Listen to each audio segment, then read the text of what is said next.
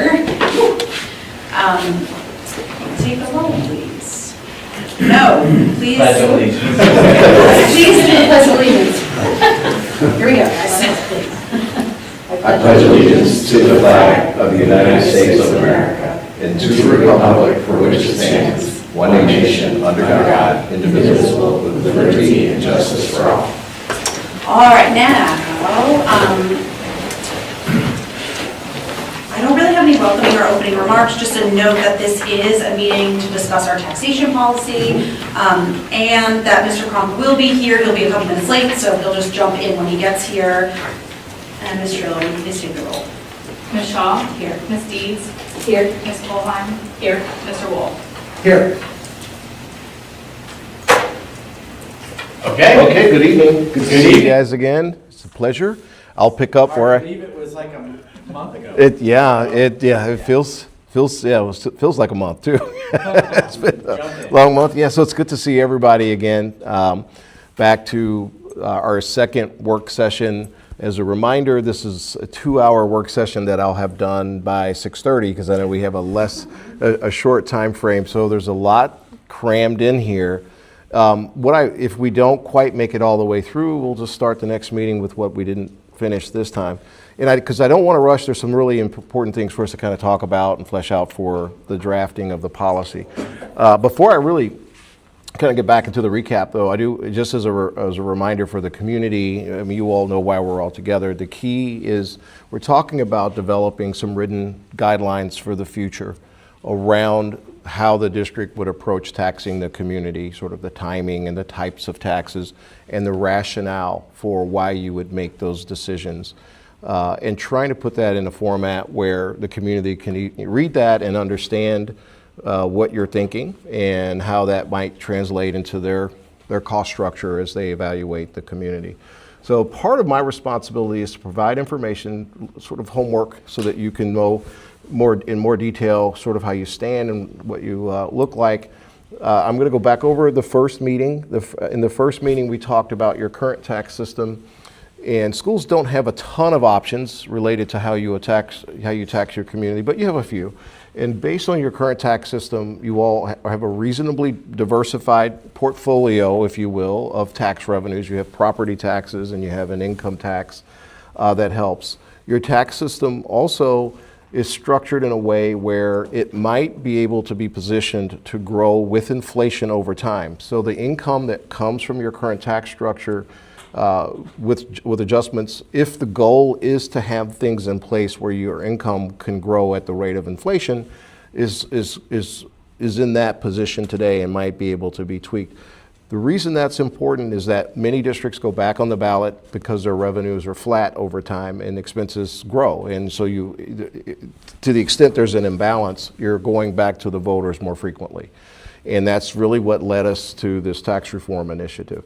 So the first two bullets are really positives for your current tax system. The third one, you do have exposure related to your current income tax, and that exposure I refer to as renewal risk. Anytime a school has to go back to the voters, and it doesn't matter which community, any community, voters have a tendency to either be supportive of or not supportive. And you remember the data from last time where I tracked whether or not we had improving voter support or declining voter support. The other part of this is that your existing tax system as it is today has a low to moderate structure that allows you to maintain your current facilities for the next 50 years. So this, thinking about the tax policy, is really a long-term view. So you do have money for maintenance, but as these facilities that we have today continue to age, as inflation continues to be a factor in the costs of everything across the country, the existing system that you have for maintenance and repair is probably going to prove to be inadequate down the road. The next part of it is that in terms of major capital improvements, the need for a new building, for example, or an expansion of a building would have to be addressed because, right, the structure you have today would require something new to be added to allow you to address those things. So that's the snapshot for your current system. Overall, your voter support has been fantastic. That's helpful because if you're 90% of districts in the state have not had the same luck and experience with voter support as you have had. So imagine being in a place where the voters are moving away from supporting the district and needing more from them in the future. So that's a positive. We talked about comparing you to districts in the region that on a number of different bases. One was, how much do your residents pay as a percentage of their income for the school district compared to other school districts within the region for their school districts? And it was a one-sided analysis. And that first analysis was just how much money are they paying. On the second half of that, I talked about what are they getting in return for that, because you can't just look at how much am I paying for something. You have to also ask the question, am I getting value for what I'm paying? And I just went through this because I bought new tires for my car today. And it's like the price range for tires can be pretty, and I'm like, well, gee, do I need run flat tires? You know, given I drive 50,000 miles a year, is that worth paying an extra $200 a tire to make sure I have that? So you go through this whole thing of trying to figure out, are we meeting the community's perspective of value in return for what they're paying? And we saw that you performed very, very well in that comparison group, and we're going to go into that in a second. But understanding that particular table that looks at affordability changes for every single district, because from year to year to year, each district will need something else. You're along that line in that there could be the potential for a future facility need or maintenance need or maybe an operating need, and knowing that you're already at that, if you're using the basis of comparison to be the regional districts, you're already at the higher end of that scale. The question becomes, how do you continue to maintain the value proposition? And that's one of the key things of having the tax policy. So we were top performers with the performance index, top performers on the gap closing. So number one for both. And if we just use that, it's very clear that the value is there. Not to mention the things that we didn't really go into, but home values also significantly reflect the quality of the school district. Most people, when they look to buy a piece of property or a home, first check to see the quality of the district, and that, the fact that it's a Granville school, it creates a premium for housing, as you all well know. So we didn't go into that in terms of tracking the value, but we know that's a value. And there was a homework assignment at the last meeting to ask you all to check around with your friends and family and neighbor to see if they had any perspective of their views of the value of the school district. Did anybody happen to have any conversations with anyone about that? Well, I do that on a daily basis as my job, so. Okay. Anyone moving here, buying a house here, or staying here and upsizing is obviously, most of them are doing it because of the schools. So, the consistent messaging is that, folks are really supportive of the schools, but, there are folks who are, kind of tightening their budgets a little bit and do have concerns, about the future and what that might mean. I think this is more of almost an educational thing we have to do. Quite a few people that I talk to might say, well, my kids are out and I'm done. And I don't mind explaining to them that this isn't a private school and that you pay tuition, then you're done. And most people, it gives them pause, and they don't think of it that way. They think, my kids went through and I'm finished. Well, no, you're not. If you want to be finished, you have to move. You have to move, yeah. Right. Yeah. And that goes to other conversations, and I think they realize that other people were helping their children. And here's an opportunity, I like to say, you can give forward here. And that, you're still keeping the value of your home as long as because the school district's good. But that's, and I bet you that's a misconception almost anywhere when it comes to paying property tax on school. My kids are done, I'm done. You're not if you're in the public school system. Yeah.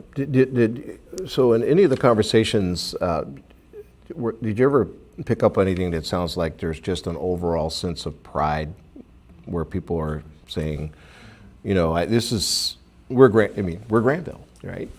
There's like this degree of exclusivity and pride and identity that goes along with.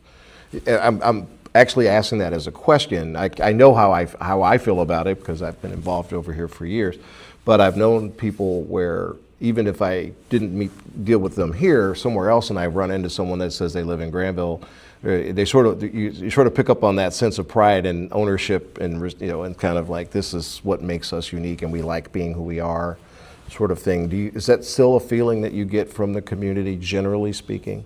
The performance and the value of the schools is sort of like never a question. I've been a part of so many different school levies and things like that, but it's almost just assumed, right? And so we're really up against economic times and people on fixed income and increasing potential for the need for school taxes that's untenable, unsustainable for many of our residents, or at least they perceive that, and the headwinds of general property tax feedback and other tax feedback are going to continue to be challenging, as they have in the past. Like, I don't think we've ever just rubber stamped the school levy, easy pass, no problem. We usually fail one before we pass one, right? And that keeps us in line, I hope, and so forth. And I think we have a great story on the economic side as well, and so forth, as given our costs. But it's not going to be easy, and it's not getting easier. I agree with Tom. I think there is a lot of pride, especially when you talk to people whose kids are maybe in college or are out in the real world, so to speak, that how well, academically at least, our kids are ready for college. Academically, they don't seem to be overwhelmed by that portion of, we all know there's lots of changes, or even in the workforce. If they're going down another avenue, they're prepared. And I do think people really do appreciate and the value of what they get in a Granville education. I don't think we moved here 26, 27 years ago, and because of the schools, and the schools exceeded my expectation of what prepared my 3 children. Not only for post-high school, but for the real world. Okay. Was there another thought? So the tax policy starts out with a statement that says that your intent is to provide something to this community that either connects to a quality education or a full range of services, and at the level at which you would hope to be able to deliver those services, either at an excellent level or just an acceptable level. I mean, no one ever says an unacceptable level. But this is important conversation, because the goal is for you all to really have a handle on what will resonate the most with the community. And to the point of the affordability and the difficulty of people paying taxes today, we're talking about a policy that is dealing with the next 100 years, so today and tomorrow.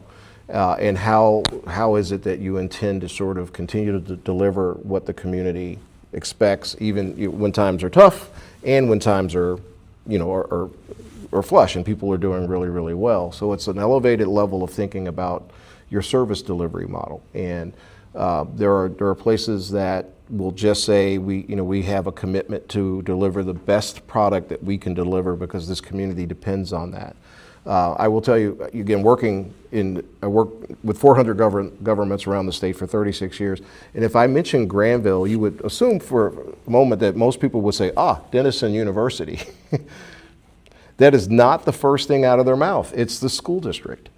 Across the state, people recognize the school district, even over the community itself and the college, as being this is really your identity. This is what put Granville on the map. So when we get to that point of the policy, the wording around those delivery statements will really matter. But these are important things, and this is why we're doing this, because there are people that are saying, and fairly so, that it's really difficult to continue to pay taxes and so on. But to a degree, they're inevitable no matter where you are. And the challenge becomes, where do you go if you don't go here, right? If the options of picking a quality education and this type of a school system, there aren't many in this region that, you might have to go somewhere else, which is why we're going to go into this other part of describing who you might be. So we talked about the last time that you received money from taxpayers, about 7.5 years ago.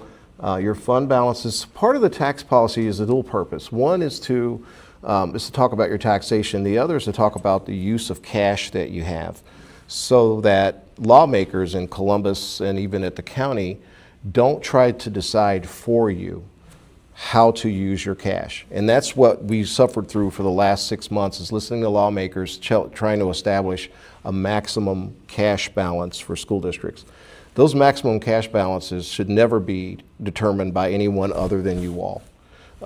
It's none of their business, basically, on how you intend to put your cash to use. But I do want to, we touch on this because there are people out there that will look at balances and say, you have too much money. You have too much money. And sometimes it's helpful to look at that in comparison to what other school districts have.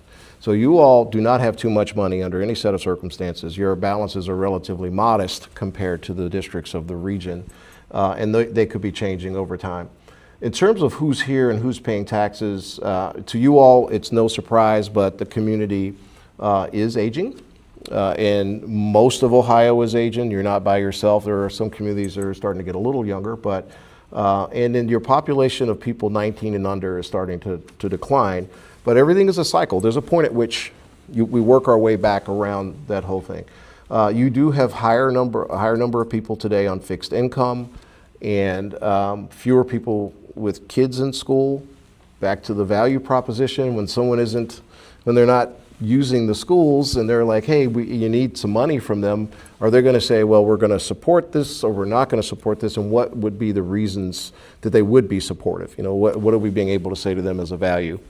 Quality of community, pride, ownership, responsibility, and home values. Those are all key contributors. But maybe to some folks, and I talked about some districts, I think, in the past, they're looking at creating new uses and programs at the school that allow older people, I won't say senior citizens, but older people to be more active in the facilities themselves. So they have a sense of, I go over to the building for this and I participate in that, and that also elevates the level of connection and value to what they're doing within the building. Do you have a sense that that's just demographic shift like happens elsewhere in Ohio, or is it because of intentional decisions on the community's part to develop housing that specifically age restricted? It just seems like compared to the past, we've got more retirement communities and more age restricted. Well, I think Do you in think that's general, where a we- lot of this It- shift is coming from, or is it just generally population aging around Ohio is happening? I think it's a little bit of a mixture of both, because I think there was a window of time specifically that we said, listen, if you're gonna develop 55 and over or senior living where, you're not impacting the capacity of the schools. So, and quite honestly, there was a market for it. I mean, Yeah. Glenshire was a perfect example, where the sign said starting at 550, and there isn't a house in there that's 550. Yeah. It's 700 to Mhm. a million now, and they're empty nester Yeah. homes. So I think there was an intentionality around some of that in the conversation 8 to 10 years ago, but again, you can also, if you don't have the right mix, that can backfire too. And the seniors have generally been very supportive of our schools. Yeah. But, I think they're getting more and more squeezed, right? And, or at least that's what I hear from people in that demographic, is they're feeling more and more squeezed on fixed income, and the extra whatever per year is not gonna fly. So we'll see how that plays out. So one of the fascinating points that surfaced when we did the analysis on your demographics, the first 45% of your voters are receiving some form of fixed income. And to be clear, of your voters, not your population, but just the folks that are 19 and over. What do you mean by that? How does that- 45% of the people eligible to vote are receiving some form of fixed income. So they're either receiving some type of retirement or some type of Social Security. So they're 59 and a half plus. Or, Social Security can be disability, other supports that are not necessarily tied to age or retirement, you know, I mean, so but the fascinating thing is that most of my school clients that have this, they have a much lower income. So you have a really, really high income retired group. So, you know, so back to the dynamics of affordability, even though they're on fixed income, you're looking at fixed income of people that are even as retirees on $200,000 a year or more. Okay, that's what you want. Yeah, which is a strange, you know, you all are among just a handful of districts in the state, and we're going to talk about them, that have that structure. So usually when I'm talking about fixed income, I'm talking about people that are earning $50,000 to $100,000 a year total fixed income, and you guys are twice that number. So it's, so we have to, you know, there are times, doing this as much as I've done it, I've been in meetings where 3 months ago people were like, well, I think my taxes are fine. And then headlines and the constant discussion around how many people are unhappy with their taxes seems to have indoctrinated people into this category of being unhappy with their taxes when 6 months ago they didn't give it a second thought, and they're sort of like, maybe I should get on the bandwagon and be unhappy with everyone else. You know, it's just weird how that happens. So I don't want to say, there are people in your community that are definitely struggling, right? It's not your poverty numbers. You do have poverty. They're not as big as most communities, but there are people that are having a hard time. But the vast majority of people that you have that are on fixed income are doing significantly better than a lot of communities where people are on fixed income. So just as a background. So when we start going into why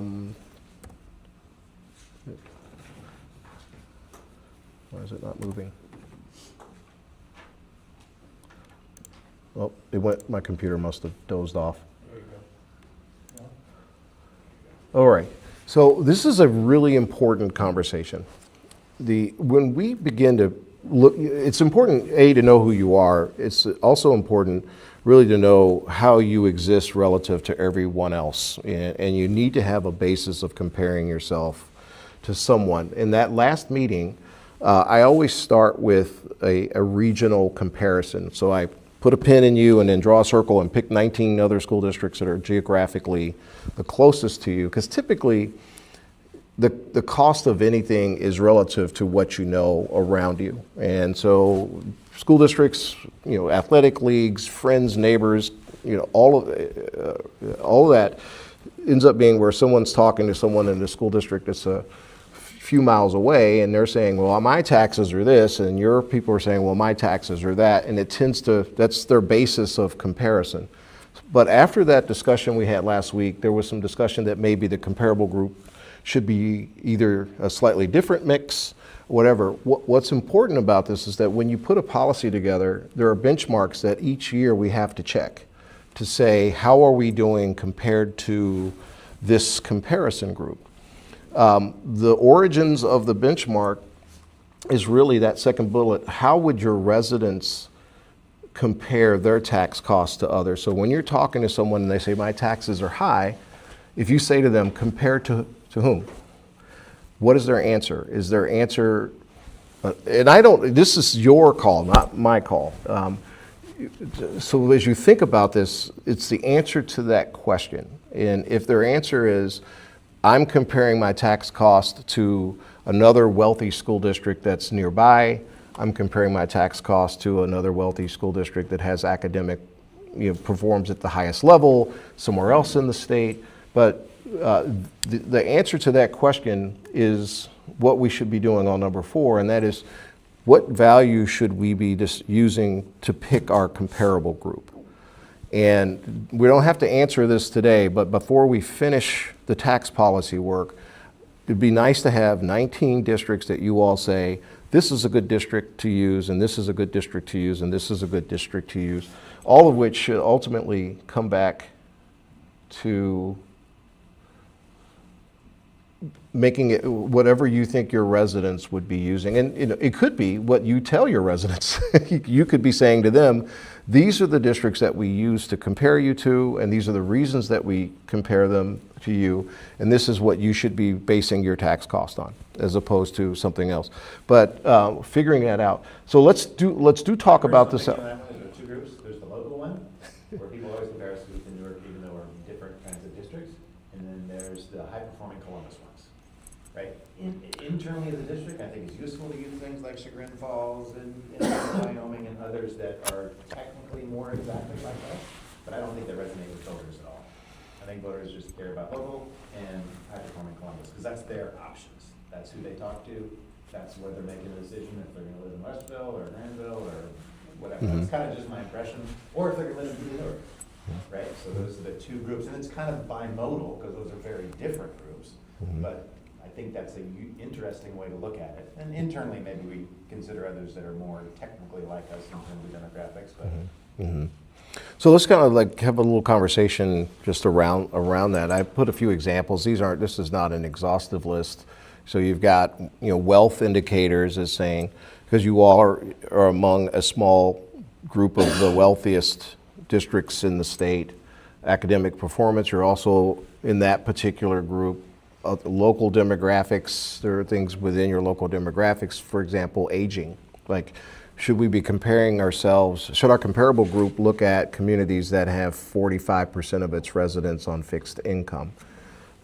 Because if we're thinking about the impact of property taxes, and your property taxes are 80% of the cost to a person that's on fixed income versus the rest of the school districts in the state that have the same, could drive the question, should we do some things to try to adjust to that particular group?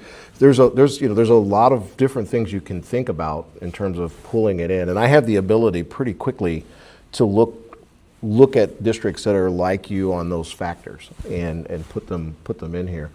But Excuse me, one of the things I noticed on your alternate districts, I think is where Granville is a little more unique, is that we're not a true suburb, in the sense that you think of Bexley, Bay Village up in Cuyahoga County, that they are suburbs of a metropolitan area, of Cleveland, Columbus, even some of the Cincinnati ones with Marymount and right, Indian Madeira. Hill. Yep. And I think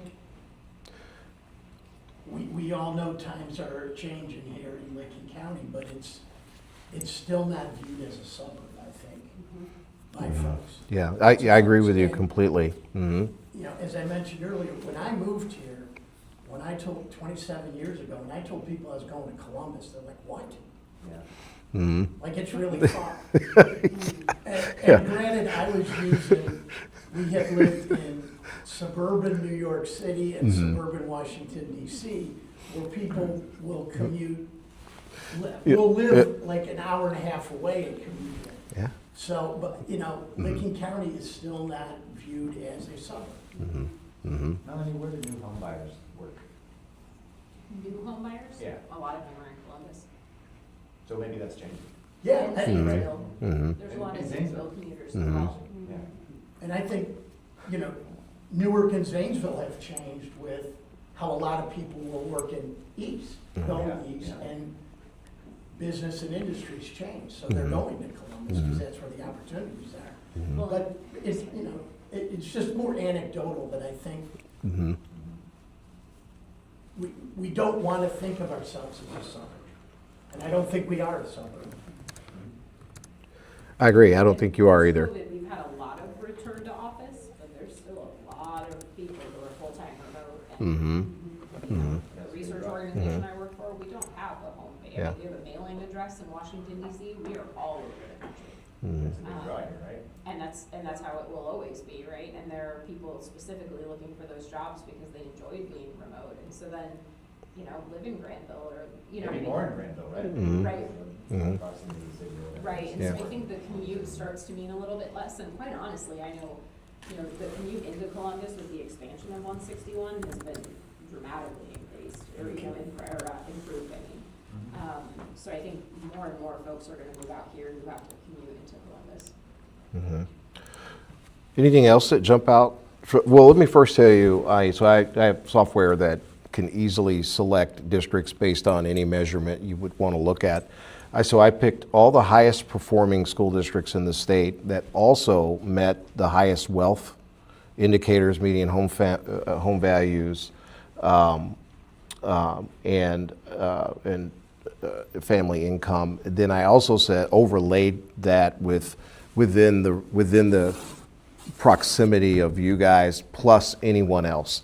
So, and Brittany provided for me, she has a core list that they're included. So what you're looking at would be sort of like the creme de la creme of Ohio school districts. David, are there any other districts that have that similar, like, high fixed income demographic? Oh yeah, quite a few. I was just curious if Yeah, they're unique in that, or- yeah, it's more the norm than not statewide, just because the entire state has aged pretty And correlated with significantly. high-performing school districts? Oh, no, That's no, fine. yeah, so no, that there's a lot of aging districts, there are very few districts. Now, most of the districts that are on here would all have similar aging demographics other than Nolan-Tangi. Let's see, Westerville, even though Westerville is not far behind you all, Dublin is aging. But most of these guys are all aging to the everyone's. The thing I was before was that thought. The other thing that stands out when I look at this list, you guys are the only college town on this list. Yeah, in my Which- opinion, it's very hard to find a comparable district, with location, wealth, the university, the amount of ag. Mm-hmm. It gets, It's very diverse. Really Because Mhm. I keep saying, well, Bexley's got capital. Say it one more time. Bexley has capital. Oh, that's right. Yep, Bexley has capital. I just think An that's- small but important school. Yeah. But even they lack, like, the ag land that we have, so they're not gonna be faced with, a huge residential development like we might be. So I just think it's very hard. So you're going to be required to make a decision about the list. Otherwise, we'll always be shooting in the dark as to where, how are we doing compared to, you just can't tell if you're getting an A in your class and there's no one else in the class. It's sort of like, I bet you if we just did a straw poll right now, and everybody marked down, I bet you there would be a lot of overlap in the list. So I'd be curious, I would be curious to see how that works out. We'll do that at some point. But I know John just went down his list and put little check marks near his, and I guarantee you they're gonna be very similar. and then you have the list from the first meeting Yeah. as well. So what the goal would be to try to get to 20 total, including you, that would be districts from the first list, potentially districts from this list, and if there's any other districts you'd want to look at. I did want to take this one step, oh, come on, further, and if you remember the table, last time when we did this table, you were number 18 or 19 in terms of the affordability. So this is the table that takes the total tax cost of the district as it is right now as a percent of the median family income. So these are your wealthiest, highest performing districts in the entire state. So you went from 18-ish to 11, so middle of the pack when comparing yourself to those particular districts. Now, these districts aren't parsed on size or anything like that. This is just those key criteria that I had discussed on the previous page. This then presents potentially a different view of what you are, what's the cost side of the equation for your taxpayers. I then added the same comparison for the performance index score and the gap closing score. So previously with the regional districts, higher cost, but number one for performance index, number one for gap closing. Now, when you change that comparison group to the districts that are all sort of high performers, then we're looking at, even though the cost isn't as high, we see a slight change in the ranking for the performance index. We drop down to 4. I mean, those percentages are relatively close on the gap closing. Not that these are the things that you would pick as the things that you would compare, but if we're looking at academics and looking at the cost picture, you see how it sort of shifts the dynamic of the whole thing. That's why that basis, that comparison is really important, to make sure that you have a group, that you think is representative of how you're operating. That's the first thing. And the second is that it's a group that people in your community would say, oh yeah, I know Ottawa Hills, and okay, I can see that. Let me go back to this table. Or I know Chagrin, or I know Ottawa, or obviously we know New Albany and so on, but the key is just to make sure whatever that comparison group is something that people would be able to identify on their own. Real estate? Okay, so back to, if you're buying a house in Granville, that's a 5,000 square foot home that's similar to a 5,000 square foot home here. Are those homes priced the same? And what are you getting? So it's just trying to be able to make sure people can have that connection to it. David, is there any value to listing the collective property value of a particular school district, right? So the value of all property in Granville School District is around $825 million. Mm-hmm. Right? We have varying degrees of businesses, agriculture, residential. When I think of like a Bexley, maybe even in Indian Hills, they don't have as much perhaps agriculture. Yeah. But collectively, like the value of their property could be in the billion range, right? And so when you take a look at an annual operating cycle for a school district, is we need to tax our base X number of mills to create, that revenue, versus other districts need to maybe tax a little bit less and may skew at least the perception of those numbers, because the collective value of their property could be 1.2 billion, 1.3, where we're collectively only around 825 million. So that's something that I think to consider. Have you thought about like throwing that number into more of these comparisons? So The number of houses we have on acreage versus the number of houses in Bexley on acreage. Correct. Or per acre, right? Yeah. In a town like Bexley. Yeah, yes, we could put the comparison in there. This is actually a little bit of what you're touching on right now. In a lot of meetings where people will look at this table, or not this one,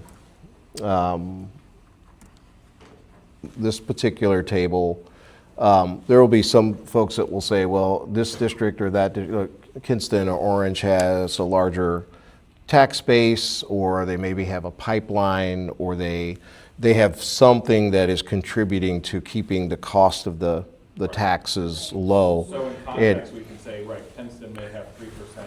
A Granville resident may say, well, how do we get it back down to 3%? Yeah, and most of the time, the key part of that, the thing that skews your number, what makes your cost here, is this pie chart. Many of the districts that are on that table that have an overall lower cost, the whatever orange-brown slice of the pie is significantly larger than your slice of the pie. So, and this is not news to you all, or this is something we've known forever. Your taxes have to, 88% of your tax cost, property tax cost, has to be borne by your homeowners. Not because you don't have businesses to share in that tax cost. So that's at the heart of the thing that shifts your overall cost further down on that list. If I were to show you compared to other districts that have this same mix, you'll see a real similar pattern in that the tax cost is higher. But the tax policy, when we get to the formation of the language, has to say we don't have a magic wand, and we would overnight it would be great to make that 50-50. So Heath is 50-50. Okay, they got all these commercial businesses and they're continuing to get fast food restaurants and everything else every other day. It makes it a lot easier to cover their tax bill. It would be great. Well, I want to show you this because not only is the pie skewed, it's becoming even more skewed. You were at least 15% back in 2005, and now we're at 12%. It's getting smaller. So that will potentially add to the local burden. Part of the conversation. Yeah, so put it, there's two parts. The first part is the awareness that that's kind of at the heart of it.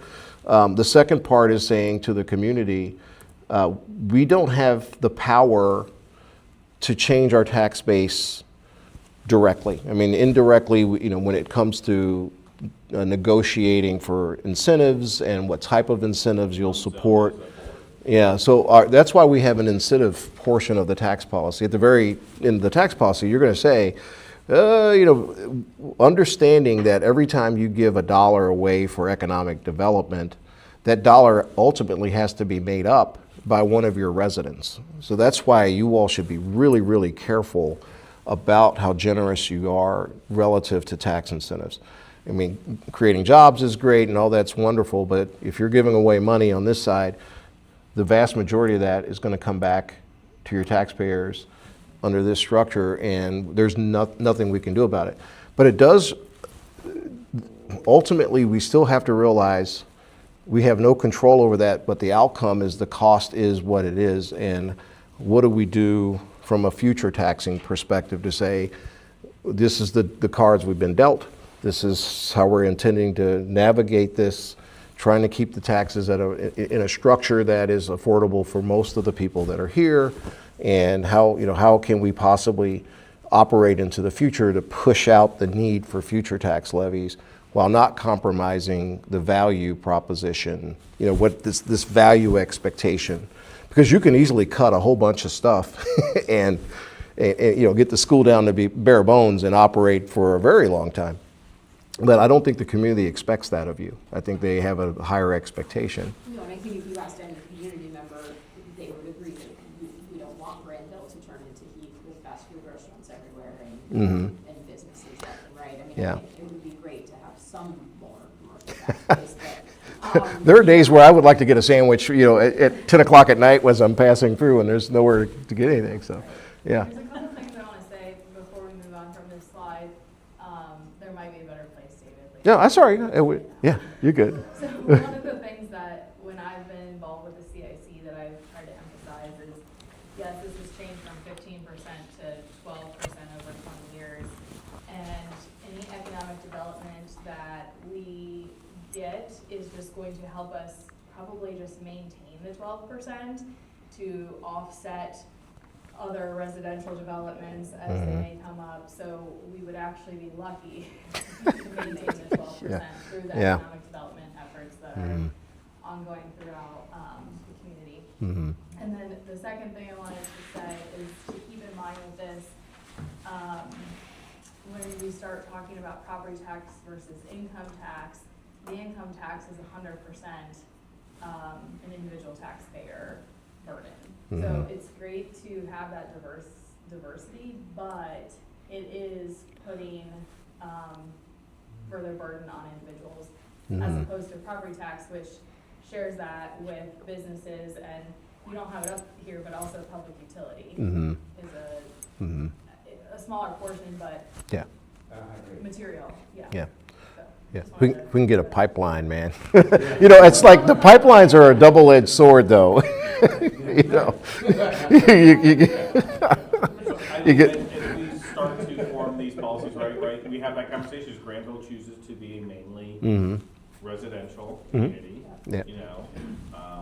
And in order to maintain that feel and look, it costs money. Yeah. I mean, I think that's a fair statement. This community, really likes, until it gets too expensive from a tax perspective, really likes what it is. I use the term exclusive. I know that can cut different ways and different audiences, but there is a degree of prestige and exclusivity to this community that this lends itself to.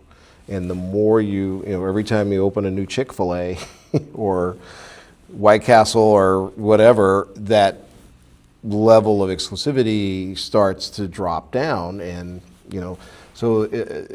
but I will say this isn't without its value, because look at the change in value since 2005. So this is mostly homes, and that's assessed value. So assessed is 35% of the number that you see there. So you multiply that roughly by 3, and that's the full value of all the homes in the community.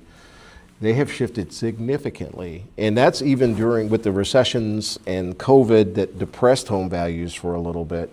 So the overall investment in real estate in this community has been astronomical, and there's value on the backside. I have one client that asked me to do a comparison of return on investment on a home versus the property taxes that they paid to the school district during this same time frame, and wasn't even close. I mean, it was like a 10-time return on the property. It wasn't even close. So that would you be interested in seeing that? Yeah, frankly, I should have thought of that, but I never thought of it. That's why I like doing these meetings, because people will ask me about something I never thought of before. And I put it together, and I was like, holy cow. And that really kind of brings it home when you look at what you're paying. And then, not to say that the school alone is why a home would go up in value, but it doesn't hurt. There's a real smart investor guy and financially quite savvy and so forth, ran those same calculations, and he just basically came to the conclusion, no doubt, the best investment he can make is paying school taxes. Mm-hmm. Yep. Right, because the property tax of the house value goes up so much. Mm-hmm. And he's investing in all kinds of stuff, he's a smart guy, I've seen other people do that same analysis, and it needs to be highlighted as we go out. And for me, it proves what we're paying, that our constituents, parents, are asking for certain things. They're not free. No. If you, and I'll have conversations with people, if you want leather seats in a car, if you want Sirius XM, or if you want to fly in first class, it's not all the same price. No, it's not. And the things that folks want in the community, and I think we need to continue to educate and talk about, is we can give you the basics that the state wants, but you can't expect the same results. Right, yeah. Yeah. Yeah. So they need to understand there is a direct correlation. If you want, multiple AP classes, whatever you want, Mm-hmm. there is a cost, like in everything. Mm-hmm. And I think Granville schools have always proven you're getting what you pay for. Mm-hmm. And it's, Plus some. yes. Yeah. I sit on the school board at St. Ursula Academy in Cincinnati, Catholic school for girls, and our tuition is $18,000 a year plus another $2,000 for fees. And we just went through a process of looking at another tuition increase, and we took the time to look at how many of our girls are getting scholarships to the best schools in the country. And for the investment, these families are doing incredibly well. I'm sure you've got a pretty successful track record of students getting scholarships, getting into the top schools for the price of $6,600 a year, sort of on the median home. And I'm sure you've got a few fees in there, but I would have to say not only is it a home value aspect, but just true return on investment on the students that have come through the system is another back to the things that could be values that are overlooked.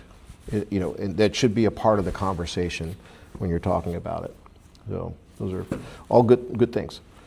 Okay, so I'm going to move on real quick. So the tax policy is about making sure you try to. The goal is to, over time, not tomorrow, is to have a system where all the things are working together to accomplish goals that matter to you all. And these are the same goals that you would hope would matter to future boards and future residents of the community. So this is your existing tax system. One of the goals generally is, but not always. I haven't had anyone tell me they don't want this, but one of the goals is to try to be in a position where once the system is as good as you can get it, it allows you to go as long as possible without having to go back to voters. Now, long as possible could be 5 years or it could be 30 years. It's sort of depending on what happens, but it's the goal. The goal is to be long as possible. The second is to make sure that it addresses the things that are necessary to be addressed. So the ability to pay your teachers, maintain a level of quality in that regard, to provide the programming that you need, the support that you need, to make sure to make the buildings safe, to keep them safe, and to provide for new buildings when you go down the road. So your system. And the final piece is that have all that be as fair to all taxpayers on average as possible. So the 35-year-old with the 3 kids in the school living next door to the person that's retired who is on fixed income, having as much balance between the two of those taxpayers as possible, if that's a goal. So your current tax structure has you you're at 25 mils. We talked in the last meeting about this column over here is the effective tax rate for your property taxes. We have, you moved at one point inside millage to the permanent improvement fund, which was a really, really, really good idea because it's 2.75 that stays at 2.75 and it grows. So so that's when I said this, you've got really early stage things that really support the ongoing need. The question was whether or not 2.75 mils would really be enough for the lifespan of this school district. And Brittany, remind me, roughly how much is that bringing in a year? Okay, yeah. So We're paying on the operating fund now. yeah, so you're already subsidizing that particular thing. We have a bond issue that is being paid off in 2031. There's potential that you might need to do something else facility-wise in the future.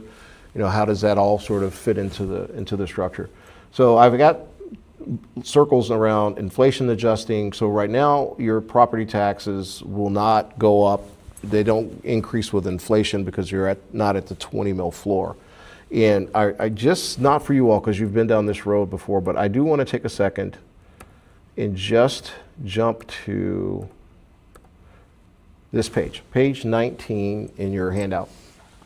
This is this very simplified illustration of the 20 mil floor. And this is more for the general community that might be watching or listening in. So when I talk about the 20 mil floor and the advantages and disadvantages, so it's not all one or the other.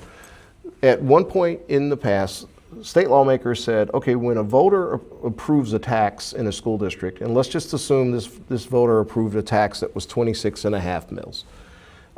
That tax cost that homeowner $927.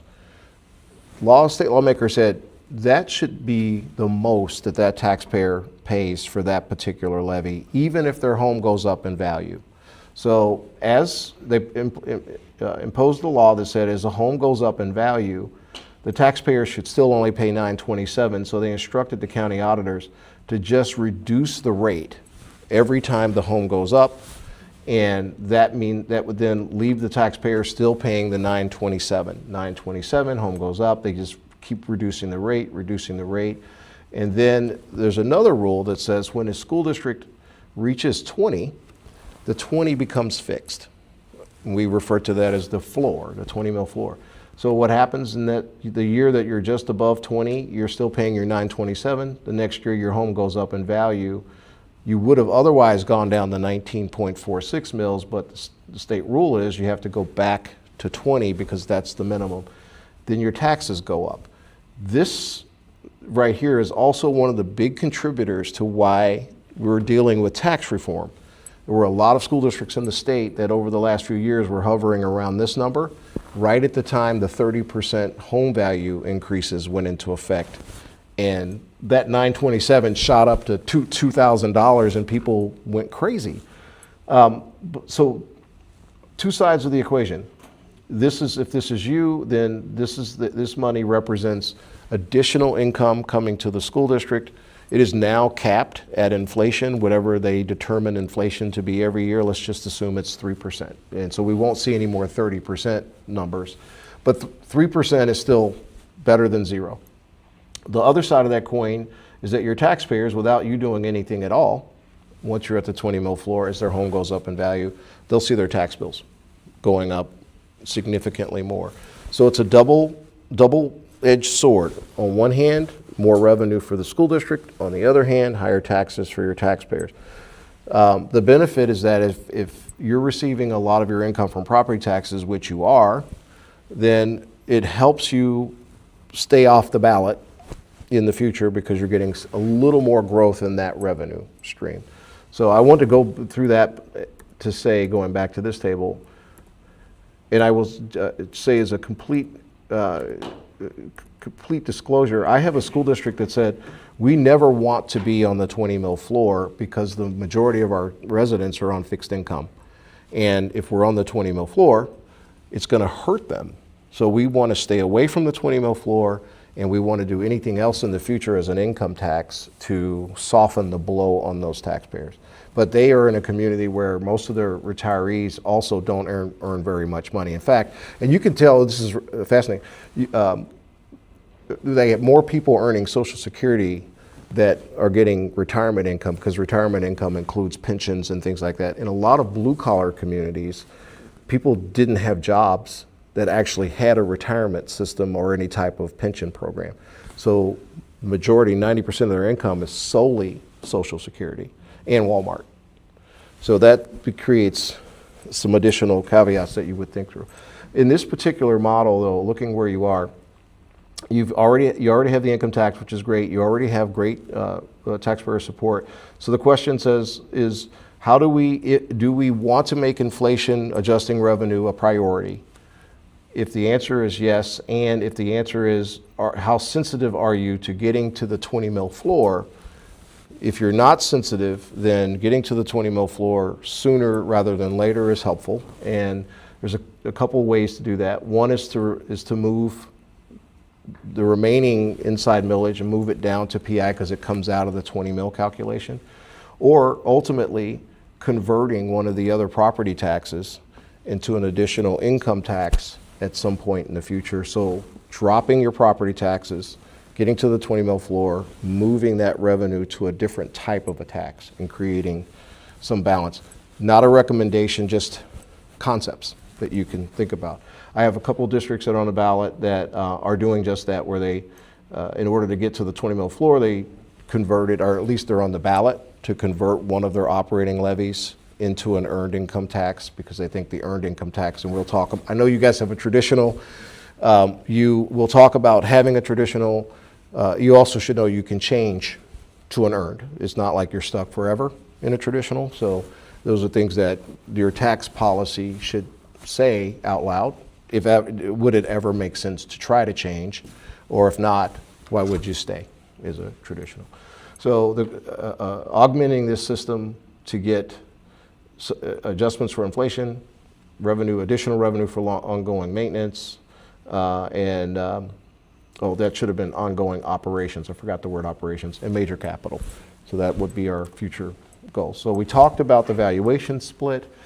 I always do this just to ask myself, it's one thing to look at 2 years without looking at what's in between, because there could be all kinds of interesting variations. But as I look at the history year by year, it's pretty consistent. And if you were to say to me, David, do you think we're going to see much of a difference in this? I would, unless it's a data center or of some type, and I don't even know what these data centers are coming in at from a valuation perspective, but I've heard they're not as valuable as what. Have you seen any yet, Paul? Yeah. So it's like on paper you might think you're going to have a windfall, and they don't really produce much. Right. Right. Some of them So, are others. I think Microsoft and others companies are very supportive of the local communities.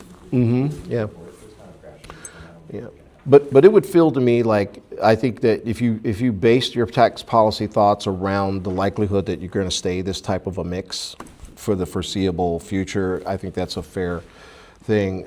This is the local property. So I broke it down because you have property taxes and income taxes, and I wanted you to see the split. So this is your mix of income from property taxes. So it's a little bit higher.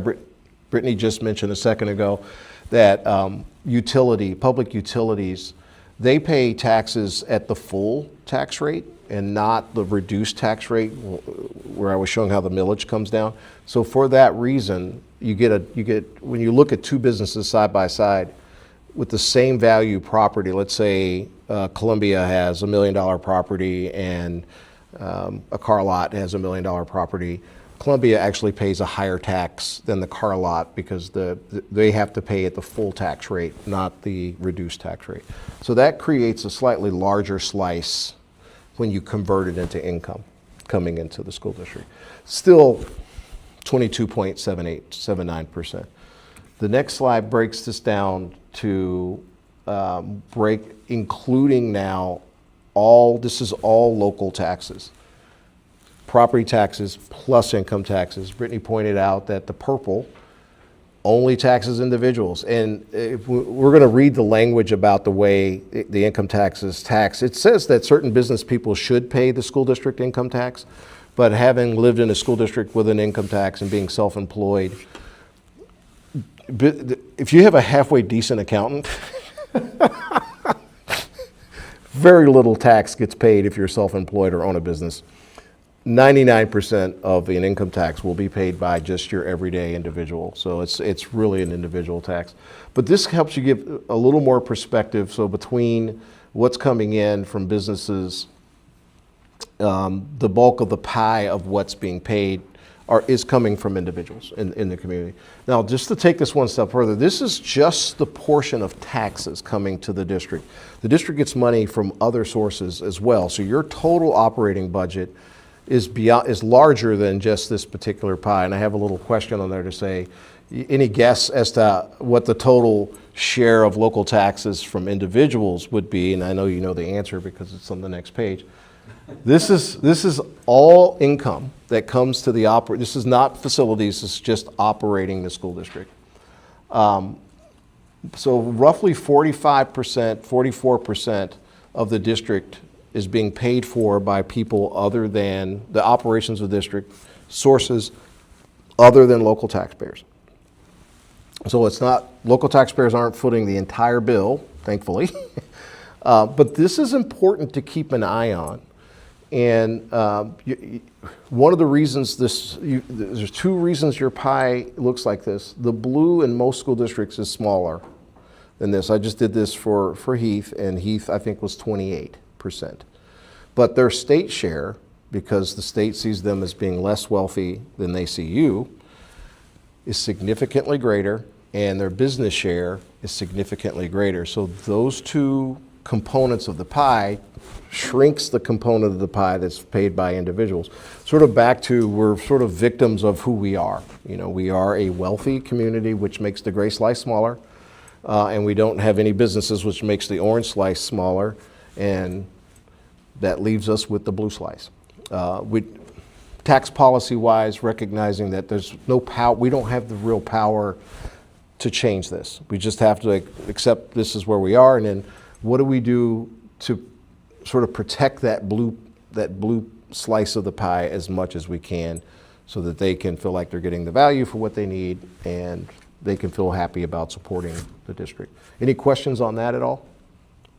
I did want to show you your large taxpayers, and this is a twofold thing. The first is that you do have businesses in here. I noticed that the largest we got the college up the street that has a lot of value that's not being, they don't pay taxes because they're tax exempt. I was surprised that Otterbein is on there. What? Formerly Kendall. Oh, that Otterbein. Oh, I got it. So you happen, I look at this just so you have a general idea of who's on there. And those are the non-abated values. There are some of these that do have some values that are abated that will come back on, but not significant. But when you do look at this, keep in mind that property taxes, are at risk for one thing or another. And I always check to see if there's any concentration of taxpayer. You know, if you had a General Motors on here, or a Ford, or some large manufacturing concern that could be subject to closing down. But when you look at this, you see one area, and that's public utility. So Ohio Power, Columbia Gas are the two largest up there. Are you guys aware of the initiatives by public utilities to reduce the amount of taxes? They were successful for new stuff, but there's ongoing lobbying to also change. I mentioned that they pay taxes at the full rate, and there's an ongoing lobbying efforts. So whether you are really tuned into it or not, there is some exposure to you all for those two taxpayers to have lower taxes in the future instead of higher taxes in the future. All that means is that as a part of the next slide, your fund balance, what we do, okay. Your fund balance is there. I want to give you kind of a big picture. So general fund balance, people are like, okay, great, we got a general fund balance. It actually serves a purpose, and not many governments ever actually write down what the purpose of the fund balance is. Your policy really should say, these are the slivers of the pie that make up our fund balance, as a defense against any budget commission or any state lawmaker saying that you have too much money. The first is that you guys typically should have enough money in that to operate the school district. You've got, and especially your district, because a lot of your income is property taxes. Your property taxes come in twice a year, typically February, March, February. But between those two periods, you still have cash going out. So you have these periods where you have more money going out than coming in. So you want to make sure you've got enough cash to make sure you survive those periods of time. That's just your operating liquidity. You want to have money for that. You want to have money for your rainy day. So there's a reserve that should be a part of this that's, okay, if anything goes wrong in the economy, if anything, and this is a strange scenario, but what if a hacker somehow magically hacks the county auditor's tax collection system and shuts it down right at a settlement point? Like, what are we going to do relative to that? Now, that's a really strange rainy day, but it could happen. But having some type of rainy day reserve, most districts never planned for this, but I recommend that they do, and that is you should have some type of a piece of your balance that reflects the risk that your renewal does not get approved. It happens. It's less likely to happen here, but not impossible. So the question is, should the reserve for that risk be 10% of the total amount? Should it be 25% of the total amount? But you look at the size of the levy, and that levy is a pretty significant, the income tax is ringing in. Yeah, that's a pretty big number. So imagine if something didn't go right, the community decides we're not approving that renewal, and you fall out of cycle, meaning it stops collection and you have to keep working. 20% of your budget is going to go away. Unless you have some reserve for that. So typically, as I'm advising boards on tax policies, I would have something carved out for that. Then the question would be, would it make sense to eliminate that risk? So instead of being on a 5-year cycle, your choices would be to make it a longer cycle, so do a 10-year, so that lowers the risk, or eliminate it altogether by making it a continuing levy. And there's a lot of conversation in communities about my community will never approve a continuing levy, and you all would have to sort of, huh? We tried. Yeah. So what if the community knew that you had to keep $10 million set in a savings account and not use it simply because of the risk that you can't renew the levy? Too complicated. Yeah. Yeah. So, yeah. So your policy should say we will always stay on a 5-year cycle or a 10-year cycle and never attempt to go to a continuing cycle, even though we realize it creates a renewal risk or of that nature. Taxpayer concentration we just talked about. So you do have a concentration, and there's also, everything okay? Oh, okay. Well, my back to the door makes me nervous, like, okay, should I? So taxpayer risk, should there be some reserves there? I'm not answering these questions, I'm asking the questions for us to think about. Because again, if you find yourself in front of the Budget Commission, and the Budget Commission says you have too much money, then you say, what do you know about the need to protect for these risks? And they'll go, oh, I never thought of that. You know, oh, surprise. There's legislative risk, and we're living through that as we speak right now.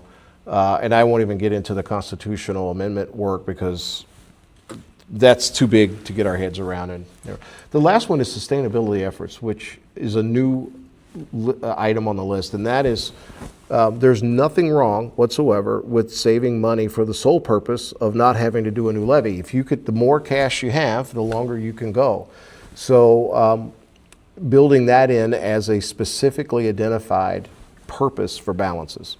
And then anything above that, so moving on to the next page, Brittany sent me your current cash policy. So right now, you've got a policy that's 90 to 160 days, which in rough dollars is 9.2 to 16.4. You're at 11,225,000, so right in the middle there. The question is, does that 11,225,000 protect us for those risk factors that we've identified, as well as, is that 11,225,000 going up or going down? And when you look at the forecast, my guess is it's going down, right? Yeah. So not only, you know, we're in a position where potentially we're not going to be covering the things that we need to cover, and the question is, should we make sure that we design a policy that says we have to have 90 to 160 days to protect us for these reasons? The additional item that you would add to it is that if we ever had 200 days of cash, what's the best use of the money between 160 and 200? So if we had an extra $5 million and it looked like that was money that let's say you decided you didn't want to use it for sustainability, long-term operations, one question would be, would you use it to pay off debt early if you could? And I have some districts that have chosen to do that. Now, statewide, there are a lot of districts that have lots of cash, and they're really trying to answer these questions. So in some cases, the question is, do you improve programming if you can to meet that value proposition? In other cases, I have schools that are reducing taxes or letting certain taxes expire, which we don't have that in your current portfolio. Paying off debt, using it to assist in improving facilities, things like that. So the tax policy, when we get to that point, I'm going to ask you all, even though we're not in that position today, if a future board finds itself with an extra $10 million and not needing it for any of these purposes, what would be the best use of additional money? And kind of outlining that, because I've seen boards, you know, I've building a couple of athletic facilities that I think probably weren't the best decisions for the community, but there's no one wrote any rules or guidelines about the best use of surplus funds. And you happen to have a group of people that are really interested in athletics, so you want to make sure you've got some guidelines to protect against that. So to the sustainability, the goals would be trying to get revenues that grow with the district's rate of spending. That's option number one. So in looking at your history of spending, you guys are usually spending 3 to 4% around there. You're at a little higher. Yeah. So so there's two ways to look at it. One is having income that keeps pace with your rate of spending. The other is changing your rate of spending to your growth in income. So if your income is only growing at 1%, changing your rate of spending to keep you at 1%, which is not a great long-term strategy, I can tell you, because at some point you run out of things to cut, and then you start to move into the area of not doing the things the community wants you to do, and it all collapses on itself. But it is a choice. So staying at the 20 mil floor helps you reach that goal. Getting additional inside millage, or you already have one part of that into the PI fund, because it's a fixed millage and it grows and it meets the needs of future maintenance, and potentially shifting more of your taxes to income tax if income tax is growing. So there are lots of districts that are on the ballot right now. I don't know if I put it in here, that have put income tax levies on in communities where the population's shrinking and incomes are going down. And I'm like, someone didn't do their homework before. You're going to pass a levy that produces less money in 5 years than the day you put it on the ballot. They didn't do their work. But I want you to take, this is a quick overview. This is how your property, your residential and ag values have grown since 1994, assuming a fixed tax rate at 20 mils, capped at 3%. One of the thoughts would be, would this particular segment of your system grow over time? Most likely the answer is yes, unless something really strange were to happen. So would the 20 mil floor, if we set aside the reality that it will cost your taxpayers more, would the 20 mil floor at least adjust, if you got there, adjust to some degree with the rate of inflation? The answer is most likely it would. Income tax, so your income tax is driven by incomes of families. 1994, the same time frame. The trend of growth there was 5.96%, roughly a 6% rate over time. And there's a few, you can see some recession activity in here, COVID, like sort of right in here, but other than that, pretty reliable. No, I tell every school district you'd never want to be all income tax because it's too unpredictable. But you are approaching $1 billion in total income of earnings of homeowners in this community. Where did you get this information? Is this for the district or? This is for the school district. This is from the State Department of Taxation. Yep. So the State Department of Taxation. Yeah, they when you do your tax returns, they have you put a code on your tax return for the school district that you live in. So they just pull all the tax returns and they produce a report. Yeah, that's the problem with income tax, too, is you're always chasing your tail. Yeah, I mean, it's, so we'll get 2024 in the next couple of months and we'll add it to the table. What I do, so this is partly just for predictive purposes. Can we predict, if you were predicting reliability on either one of those? In your case, I would say that it looks pretty reliable unless something really unforeseen were to happen. I'm not saying this to all the school districts, but in your case, either or both would work well for you all. 20 mil floor, an additional income tax, or 20 mil floor, or either way, because you've got some growth there, and you would at least maximize as much revenue growth as you could potentially maximize. I know that you all have an income tax, and I know that you probably know all of this, but it's helpful for those that aren't in the room that might be watching later. Quick update, 607 schools in the state of Ohio, 212 as of today have an income tax, so it's about 35%. Of that 35%, 148 have a traditional income tax like you all do, 30% have an earned income tax. That number is growing, and this is the May ballot. This is the largest ever ballot that has income taxes on it. Was it 30? Is that? I mean, it makes a lot of sense, because you're not trying to run a property tax in November. No. The ballot also contains elimination of property tax. So, Right. Yeah, makes perfect sense. it makes perfect sense. There's a few of my clients on here, more than a few, and then there's a lot that aren't, but I'm not going to pick them out, but there are some communities that are listed on here that will be disappointed in the long-term performance of their income tax. But maybe, like to your point, Brittany, they have no other choice.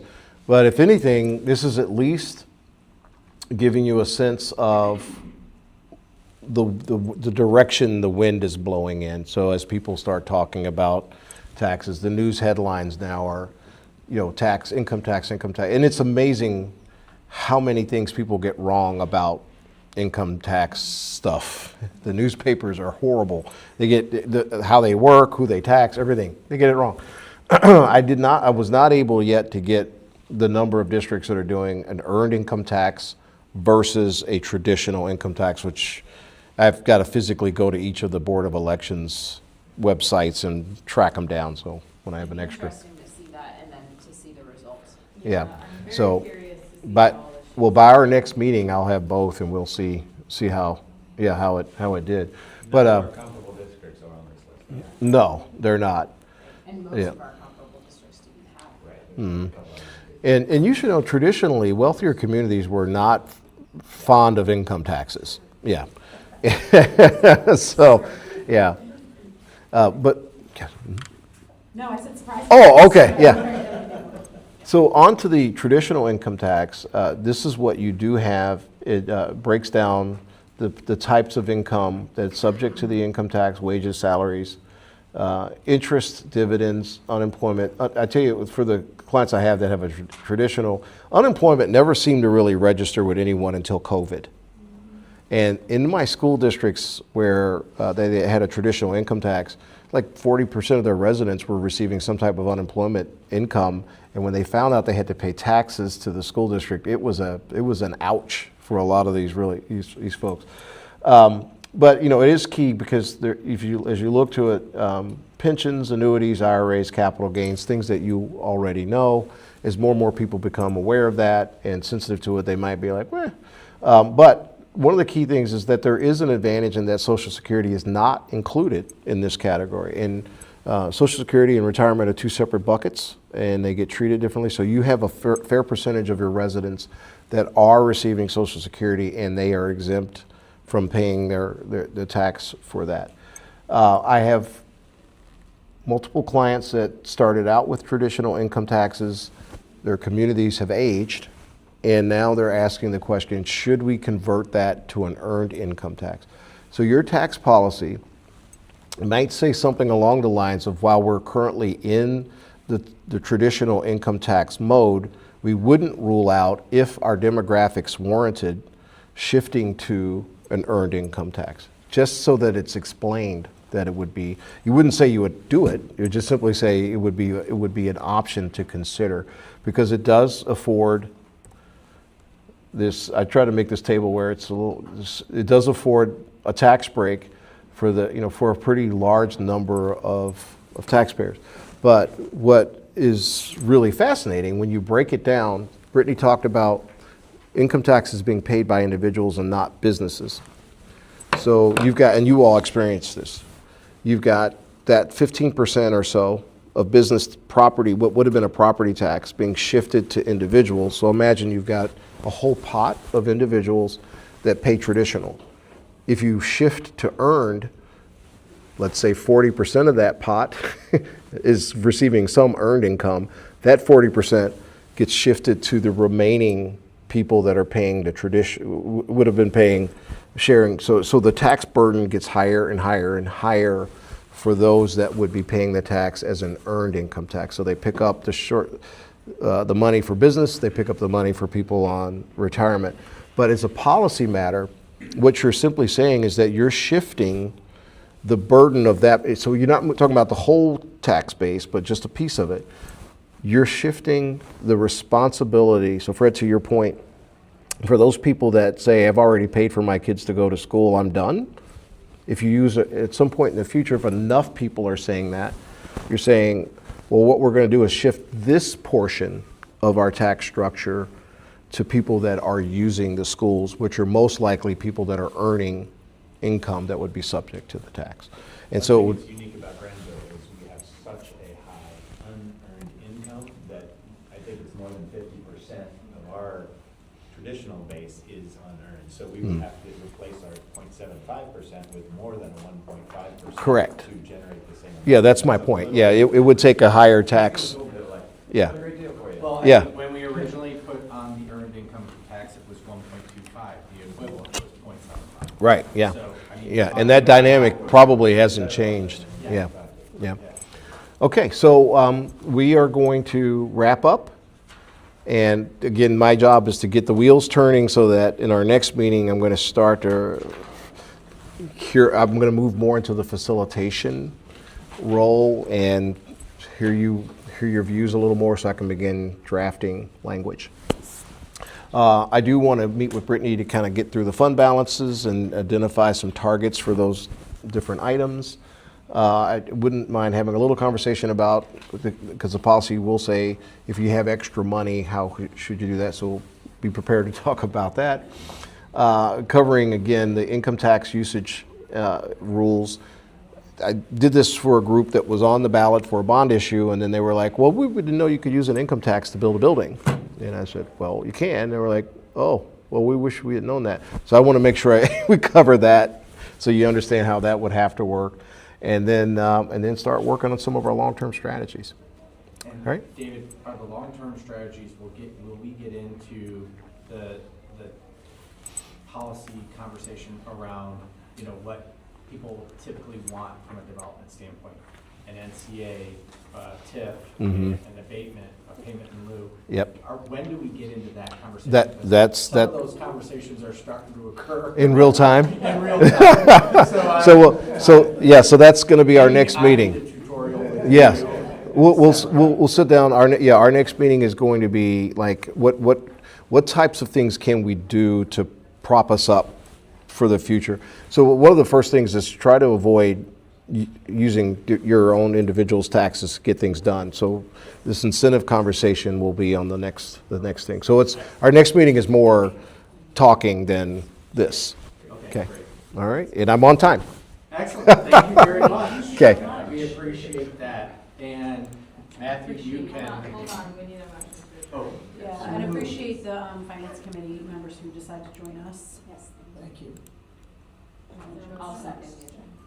Somebody says. You. Second. All right. Ms. Sorry. Shaw? Aye. Mr. Crum? Aye. Ms. Deeds? Aye. Ms. Bullheim? Aye. Mr. Wolf? Aye. And we're gonna take a minute. to use the restroom. I got a